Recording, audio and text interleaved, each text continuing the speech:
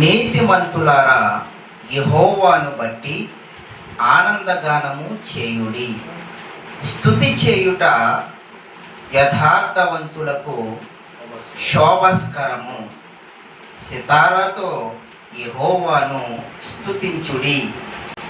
10 తంతుల స్వరమండలముతో ఆయనను కీర్తించుడి. ఆయనను గూర్చి నూతన కీర్తన పాడుడి. ఉత్సాహధ్వనితో ఇంపుగా వాయించుడి. యెహోవా వాక్యము యథార్థమైనది, ఆయన చేయునదంతయు నమ్మకమైనది.